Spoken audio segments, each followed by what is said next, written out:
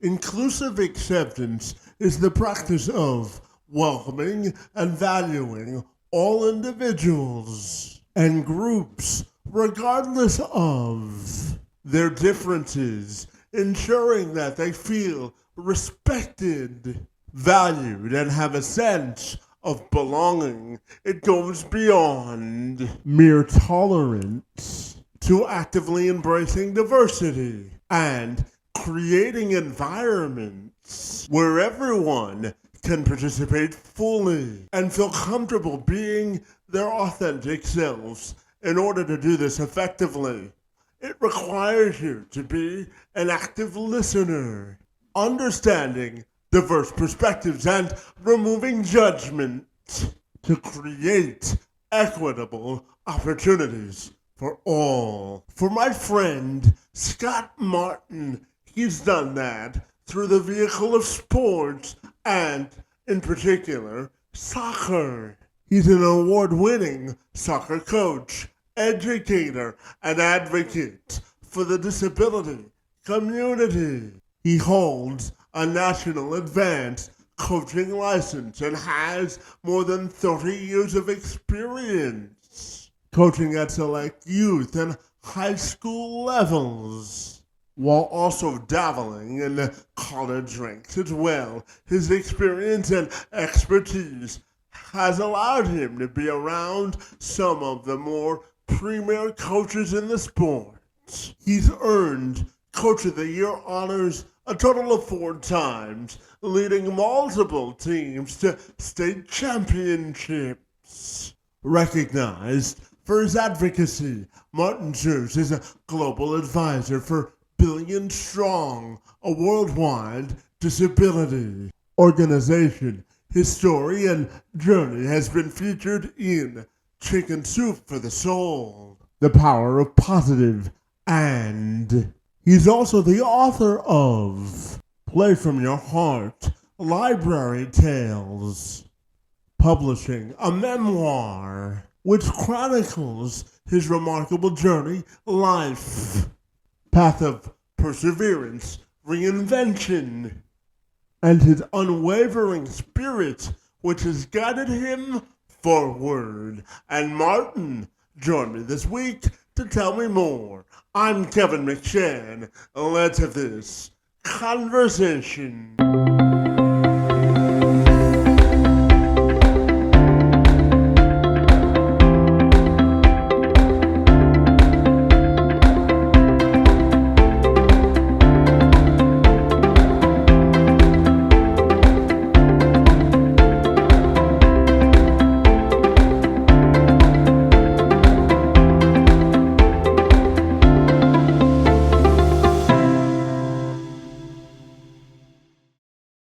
Well, Scott, if you're ready, I'll take a moment to welcome Let's you do it, man. to the program. And I'm super excited to learn about your journey in sports and advocating for folks with disabilities. Great to see you and happy Monday to you, my friend. Happy Monday, my friend. I am looking forward to this too. We've been communicating online, and finally, it's nice to meet. Absolutely. Well, let's start go time by asking you, Scott, to just tell me about what's your definition of inclusion in sports for folks with disabilities? How do you define that term of inclusion in sports, my friend? I think we first have to separate it, Kevin, into recreational and more competitive. When you look on the competitive side of it, athletes must be able to play at a certain level. So if even with a disability, if they're not able to participate and play at that level, then it must be recreational. Now, I will say that not long after I was released from the hospital, I was making a recruiting trip in Milwaukee, Wisconsin, and I went to a professional match. The Milwaukee Wave was playing an outdoor match.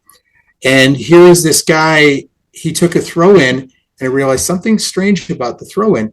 And he's the same as me. He's missing his arm at the mid forearm. He has his left hand, but he's missing his right hand at the mid forearm. But he's able to play at that high level, and he even was able to do a throw in. So again, there has to be some consideration between more recreational and the ability to play at a certain level, which would make it push it more into the competitive and professional levels. Yeah, absolutely. No, Scott, I know that you're an award-winning soccer coach, educator, and you're an advocate for the disability community, my friend. So tell me about your work, my friend, and the amount of difference you're making in the world of sports and inclusion, my friend. I think just by me being on the field when I returned from the illness, and another time, well, I'm sure we'll get into, just by being on the field, on the sidelines, and people finally realizing that I have a disability, that put me in definitely a different class in athletics. And I think that is what I want to utilize. That's what's making the book more marketable and make it more appealing for readers. And with that, I want to use that more as a platform to venture off into helping the disabled community, who is not extremely organized at this time. I have some disabled friends that are in the disabled community over in Europe, and they say the same thing as us here in the United States, that the disabled community is a bit splintered. Well, no, it's not a bit. It's splintered, and it needs to come to more a centrist place so it can work and make things better for the disabled community. Yeah, and Scott, I'm also curious to ask you about your lessons that you've learned in leadership in sports and what you view as effective leadership, whether it be in sports or in the disability community. What are your thoughts there, my friend? I think I have a responsibility just because I was in a profession that relied on physicality to be able to produce, to be physical. I was as a soccer player and then as a coach as well.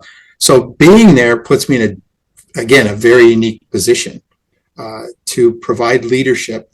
I think I will say though this, Kevin, and we'll probably touch on it, is the males and how they view the disabled. I've never had an issue with females. So for example, before a match starts and I shake hands with the opposing coach, it tends to throw the males off, which I use to my advantage. Females I've never had an issue with. So all of that does come down to what is leadership. And I think from my perspective, it's a unique position once the players understand me and my situation. But from opponents' perspectives, they definitely do not see me as being in a leadership role. It's, I think what's going through their mind is that guy's weak, so therefore his players are going to be weak. But I use that to my advantage, Kevin, and it usually pays off. Yeah, absolutely. So, Scott, I'm curious to ask you about creating a competitive advantage in sports because I know that you hold rather an advanced national coaching license, and you spent over 30 years in the sport, my friend, at various levels of youth and college coaching, my friend. So I'm curious about creating a competitive advantage, and I know that you've won multiple Coach of the Year honors 4 times, in fact, and you've led multiple teams to state championships, my friend. So tell me about creating a competitive advantage and what that means to you, my friend. Looking through all the years, and I have over 30 years of coaching, there was a gap in there when I was raising my adopted children that I backed away from soccer. But during that time, creating a competitive advantage, I think really came down to first getting the athletes and the players to buy into what I was doing. And once we had that, then we could work on them building their confidence. And I've found, and I think it's even worse now, Kevin, in this time than it used to be back in, say, the 80s and 90s. Players, especially younger players, I think lack confidence. And I think they also might be lacking a bit of a work ethic where they're used to coaches just blowing a whistle, and that's where all the learning happens because you're running from disc 1 to disc 2, and here, take this shot while we're standing in lines and things. My way of looking at, especially in soccer, developing a competitive advantage is that the players are the center of what we're doing. And what we're doing is to try to get them to play amongst the team in a team setting. And that's the beautiful thing about soccer that I love so much. To me, it's more chess than checkers. So, for example, football is checkers and soccer is more chess. It's free flowing, it's ever changing. And players need to be able to understand every single minute of every single match, the play changes. And without confidence and be able to make decisions on their own during that play, then we're shot. So what I always do is my competitive advantage, Kevin, is to get those players ready to play. That's all we do. It really comes down to that. Don't do many drills at all. It's all about them getting to know each other so there's a free flow. And I have found that, especially after I came back to coaching, was that is a competitive advantage. And that's what I truly love about coaching again, is providing the players with that ability to be able to go out and just compete and win. Yeah, well, winning is the most important thing. Scott, I think you can win in multiple areas of life if you participate in sports. Would you agree with that? Oh, yeah, I've got kids. I started coaching when I was a freshman in college in 1980, and I'm still Facebook friends with a bunch of those kids. And I know that they now have kids, and I'm very proud when I find them sharing photos and videos of their kids playing. So, heck, some of them might now be soccer grandparents. Who knows? So it definitely goes past the field. And a bunch of my players have also gone into officiating and into coaching. So I think with just opening them up to this wonderful game, then they're able to carry that forward. And that really makes me proud. Yeah, absolutely. And Scott, just before I ask you about your book, I want to ask you about the coach-athlete relationship, because I know that you've had the chance to be influenced and mentor coaches both in the U.S. and Canada, or U.S. and internationally, my friend. So tell me, I'm curious about how you view the importance of the coach-athlete relationship and how it's evolved over time. Wow, great question, man. I mean, right after college, I started taking trips, and I was asked to coach American kids from all across the country over in Europe in major tournaments. And that had to be done right away. Well, heck, I'll tell you one time, very first trip, when I think we're flying into Germany, and then we're going to take a coach bus into the Soviet Union. And we were supposed to meet and all fly from Washington, D.C.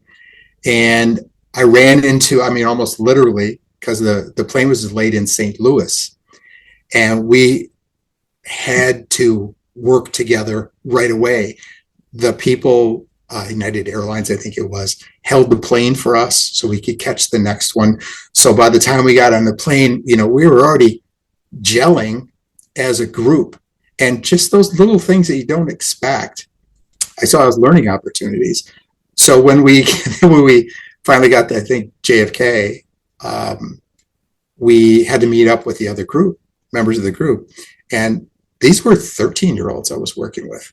So they're in an airport. Now, this is way back before all the stuff of 2001, 9/11, where you could get around the airport more easily.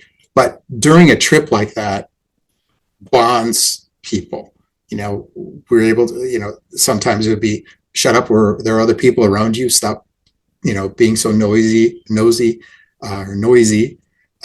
So things on that order. Any opportunity that I could see as a coach to bring people together, the players, because we could share something and overcome something, that pulled us together. That very first tournament, we made it into the playoffs.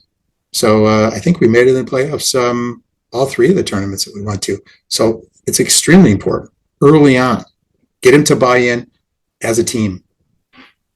Yeah, absolutely. And Scott, I know that your memoir, which is entitled Play from Your Heart, my friend, is a deeply personal memoir, my friend, and it opens up about your raw sort of journey and aftermath after your illness, my friend, and the things you grappled with during that time. So tell me about Play from the Heart, my friend, and what you want people to know about the book.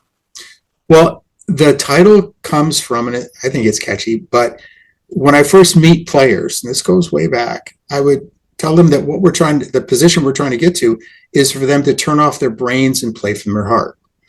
So that confuses some of the players at times. Well, how are we supposed to turn off our brains? Well, that's so you can be creative and just play from inside. And on the field, if there are 11 players all playing together from here, then they can play so much more creatively, attack more effectively, defend more effectively, and just be successful. Now, the book started, I was asked while I was still in the hospital about writing. And this is back in 1993, Kev. There wasn't a story there. So some things just had to happen. And at one point, after my adopted kids came home, it was, all right, now it's time to maybe write something. But that didn't fly. When I started coaching this group of 12-year-olds, that the book is really centered on, I call them my soccer rats. Then what we did there, and we all know, you've said it already, winning is important. Doing that, winning a state championship and doing it undefeated, is what really allowed me to go out and get the book sold and have it be purchased by a small independent publisher that's just like me. So a lot of things had to happen over a long period of time. And it just so happened that certain pieces fit together. And then we're able to formalize it and write it and rewrite it and rewrite it and rewrite it. So a lot of work has gone into it. Yeah, absolutely. And Scott, I wanted to ask you about the process of sort of renewal and reinvention, because when you got your illness, I'm sure you went through stages of rediscovering who you are. And I'm curious to ask you about the process you went through when it came to reinventing and the process of renewing your purpose in life, my friend. What do you want people to know about the process of resilience, rejuvenation, and renewal, my friend? What do you think you can draw from your own story in that regard? It takes time.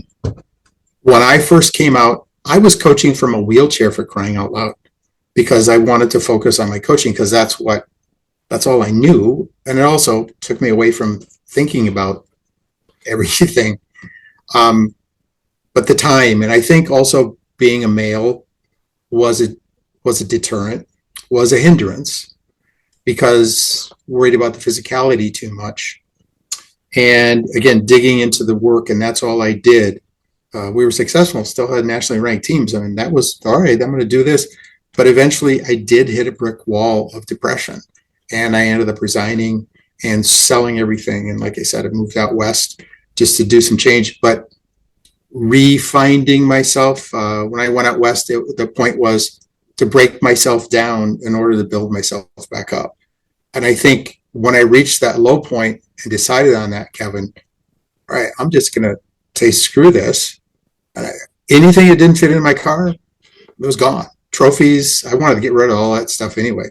Plaques, awards, boom, went into the dumpster, because I was starting fresh. And I think that was, I guess you could say, the starting point of the upward motion, or you could say it was the low point of everything. And it was an interesting time, but it also allowed me to regroup myself and to go do it myself, because I had to. I had no alternative. Yeah, absolutely. So, Scott, I'm also curious to ask you about, based on everything you've been through, I'm curious about your renewed respect for accountability and holding yourself accountable for the actions that you take in life and sort of learning from your experiences. So how do you view the word accountability now, my friend? I think you bring that up at an interesting time, Kevin, because what I was saying before about kids nowadays, that's one of the things I have to hit on nowadays that I didn't have to do way back when I first got into coaching, especially in the 80s and 90s. Accountability, as in it's okay. Well, here's one of the things I came up with when I came back to coaching, Kevin, was that it's okay to make mistakes. Well, if you're not making mistakes in training, you're not training properly. And that takes a little bit of time to sink it into the brains of these kids today, that it's okay to make mistakes, because we all learned how to walk the same way, Kevin. Stand up, fall on your ass, stand up, fall on your ass, knock your head on the table, stand up, figure it out, maybe, and then eventually, okay, you can go walk to mom. We all had to learn that same way. And it was all about accepting failure. Okay. There's a statement that I took a photo from a sign that was around here that says, be brave enough to suck at something new. Be brave enough to suck at something new. And I learned that fairly early on, and I understood that. Well, it's like learning how to make a soccer ball bend around a wall of players. I didn't just know how to do it. I went out at 6 o'clock in the morning when I was in college, and I would take a bag of balls and hit one ball after another. That's the sort of thing that I don't see many soccer kids doing that nowadays, which worries me. Those kids I write about in the book, they did. The kid that when I came back to Wisconsin and I started working with the other guys that won a state championship, they did. They were soccer rats. I'm concerned about the number of soccer rats that might be around today. So that inner drive, I'm going to be honest, I think it's lacking a bit nowadays. I think it is. Yeah, absolutely. And, Scott, I'm curious to get your perspective on this new research from Old Dominion University, which reported earlier this year and it indicated that physically inactive children are twice as likely to experience mental health problems compared to those who meet the necessary amount of weekly physical activity, my friend. And I'm curious to get your thoughts on those findings and how that can drive a motivating tactic for children to get physically active in sports or just physically active in general. What are your thoughts there, my friend? Well, one of the things that I haven't really gotten into with many of the soccer crowd is that, again, kids nowadays, I'm not ripping. I mean, I substitute teach at the high school level, and I think these kids, they have something different from what we had. Okay. But I think that they haven't bought in. There aren't as many that have bought into athletics, and I'm not saying the importance of athletics, but finding something in athletics, the artistic side, the physical side, the mental side of it, the benefits of that, teamwork, individual, if they're an individual track or anything. They're just not getting out and experiencing things as much anymore.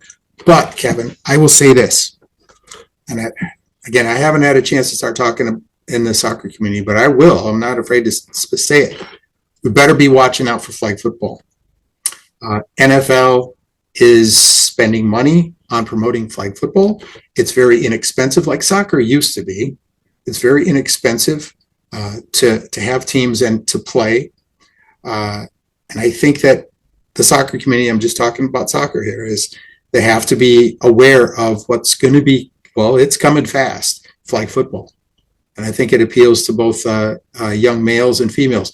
But is the NFL going to be able to get these kids, so to speak, off the sofa and out of the basement and away from their phones? I don't know. I hope so, because that's something that has really been a deterrent since all the cell phones and everything from there. Yeah, absolutely. And Scott, I'm also curious to get your thoughts on this because a national survey from our friends over at Project Play back in 2020 and 2021 said that kids are emotionally motivated to play sports, to have fun by a clip of 81%, and 79% of American kids today use it for exercise as their main motivation to playing sports, and winning games and championships actually came into play at 53%, my friend. So Mhm. I'm curious about the emotional motivation of getting kids invested in sports today. And what are your thoughts on those findings, my friend? I think that goes along with what I was talking about before, Kev, in that there's more, there have to be two ways of looking at athletics: competitive and non-competitive recreational. And I get it. What the adults and the clubs and schools need to be just offer things. It can be in one or both venues, but I think that uh, there may be some hurt going on with the competitive side of things, but they should not be chastised or held back. Competitive soccer, again, for example, is not cheap. And that's, I won't get into that. I'll save that for some top soccer shows on how we've messed up with that. But I hear the point on that.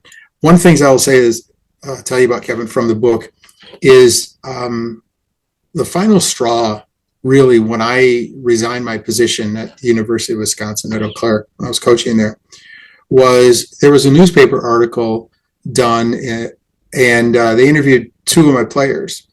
And one of the players was quoted as saying that I focus too much on winning and that they're just to have fun.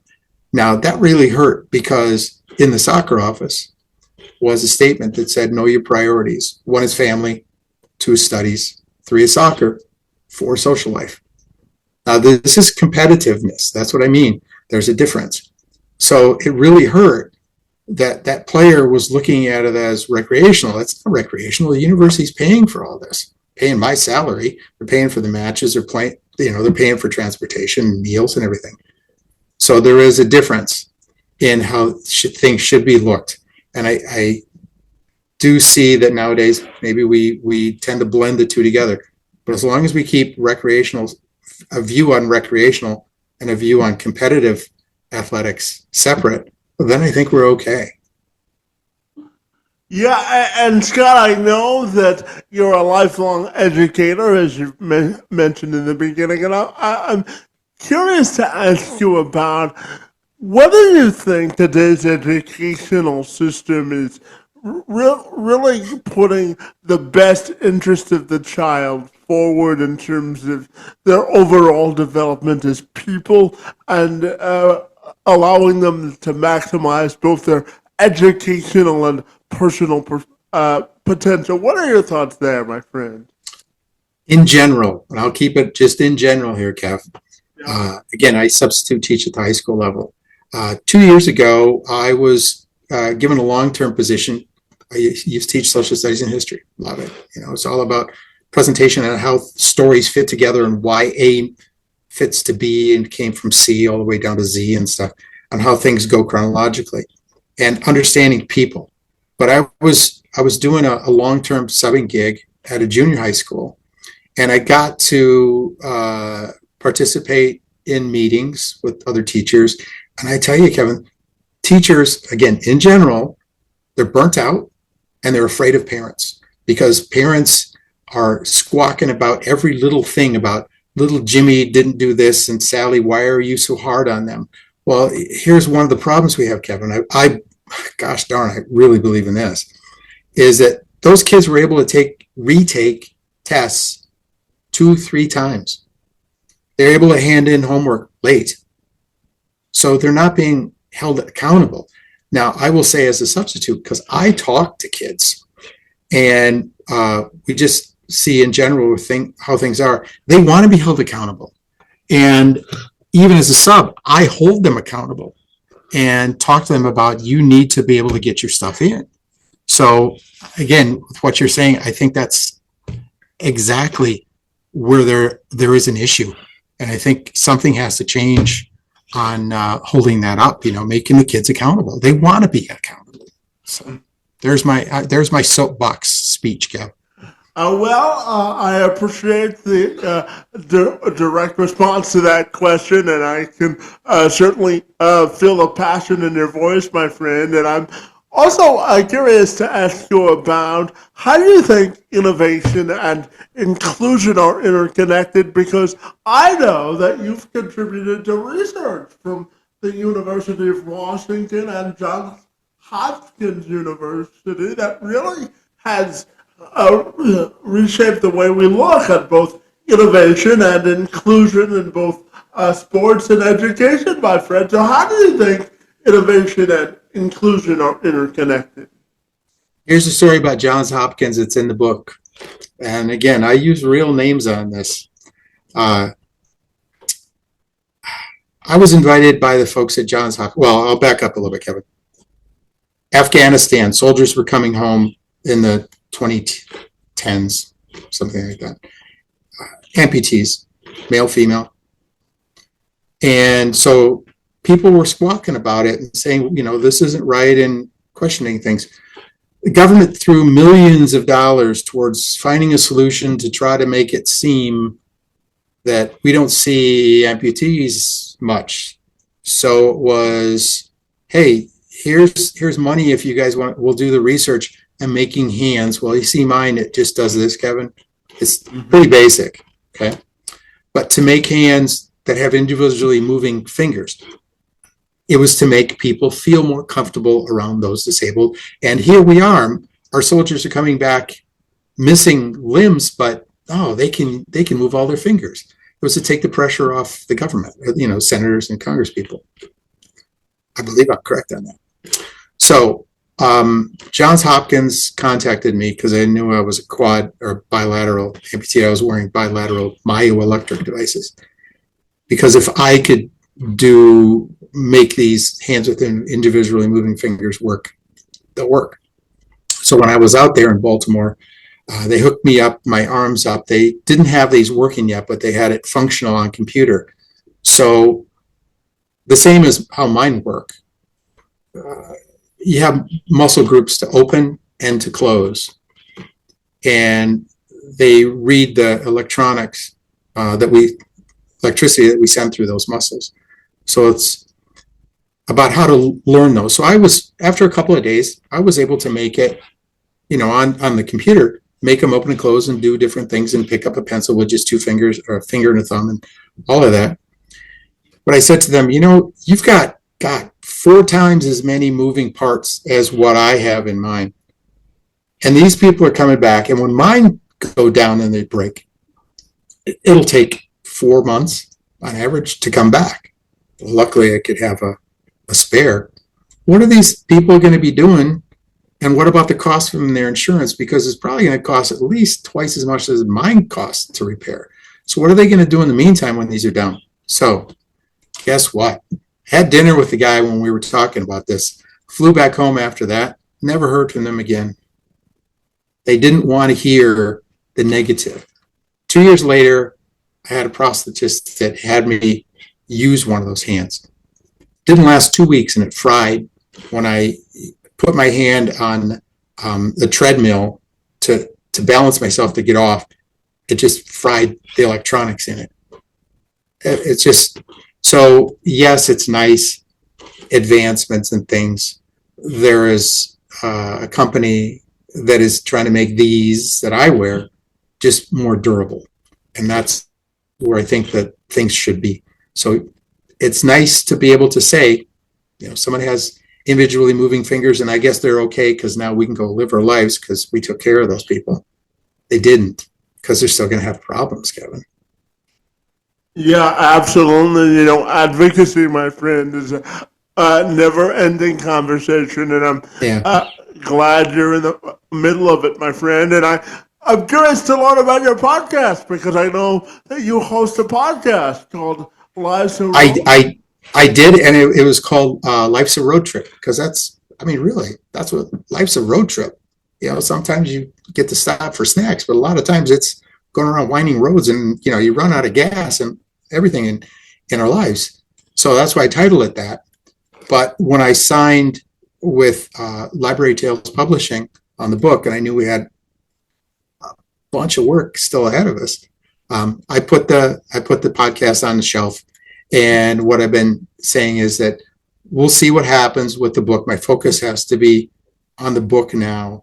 And with a title like that, the way I did it was on the disabled community. But with a broad title like that, somebody wants to pick that up and have me run the show, we could bring that title back and do it. It doesn't have to be just the disabled community. I mean, we can just talk about life is a road trip. So it's a possibility in the future again. Yeah, and Scott, I've got two questions left for you, and the first of those two is, I'm curious to your definition of inclusive acceptance for folks with disabilities, because as you know, Scott, I was born with cerebral palsy, and I advocate for closing the gap of employment inequality for folks with disabilities to get them employed, and I know that you do it in the sports and education space as well. So I'm curious for you to put your advocacy hat on and tell me, what are your thoughts on the importance of inclusive acceptance for the disability community? What does that mean to you? I'm concerned about the use of laws to force it to be done. It was like busing. That only ticked people off with busing. I think over time, we just have to get used to it. We are seeing more, quote, disabled people, wheelchairs, things like that, in advertisements. And that's a start, Kevin. That's a start. Also in television and in film. We're starting to see some of that. No main characters, of course.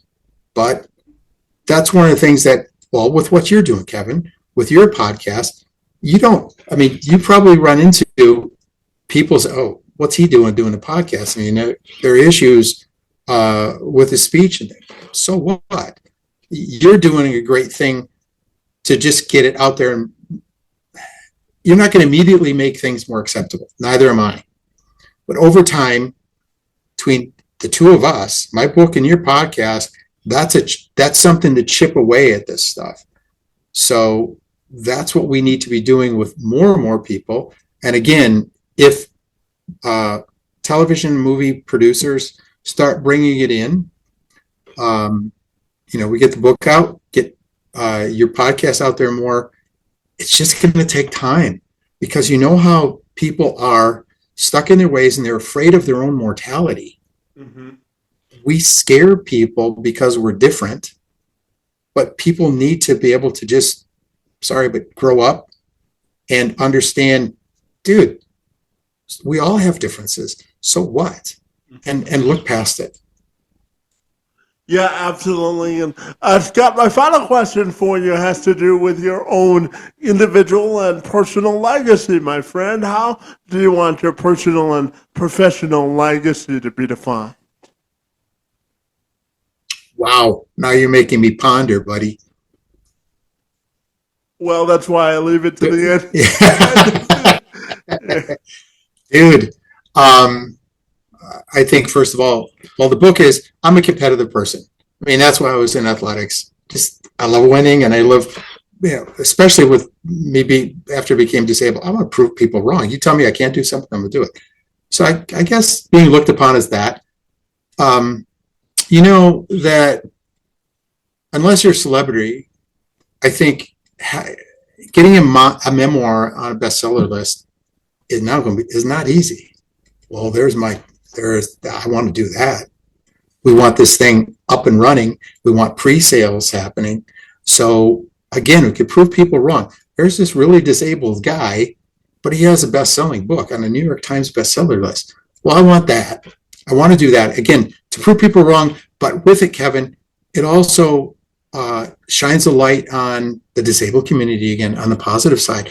And like I said earlier, this is a positive story during negative times. crap, man, we need something like this. I feel that just to give people a chance to smile and maybe ponder and consider more about life and how we're affecting each other. So how's that for a broad range answer for you? Well, no, it was actually specific and right to the point, my friend. I thought it Okay. to be very succinct and very straightforward. So great job on your part, my friend. And Mr. Martin, tell me if people want to get connected with you, what's the best way they can do that? Well, if they want to connect with me, they should go through Library Tales Publishing. Just go to Library Tales Publishing, go to the author page, read about me on that. They can reach out through anybody there. Usher Morgan is the publisher. I mean, he's a busy guy. He also does film. I mean, that guy, he reminds me of me because we just work. We want to accomplish things. But we reach out to me in that way. The book is going to be available for pre-sale at Amazon, Barnes and Noble. I mean, Simon and Schuster is our distributor. So wherever Simon and Schuster puts things, it's always in the big, wherever you buy books sort of thing. It's going to be available there. And again, book doesn't drop until July 9, 2 days before the World Cup opener, but buy it ahead of time, folks, because we want to see some numbers and try to get the word out and get me out there so we can continue talking about some of these things that you brought up. Well, I have to tell you, thought our conversation was both enlightening, informative, and hopefully engaging for the folks when they listen or watch this, my friend. I want to thank you for the work that you've done to include spaces of inclusion for folks with disabilities, both in sports and education. And I want to thank you for engaging in conversation with me this afternoon. It's most appreciated. Kevin, you are doing something that caught my eye, and I applaud you. Well, not really, but I applaud you, so to speak, with what you're doing, because you're on the tip of an iceberg.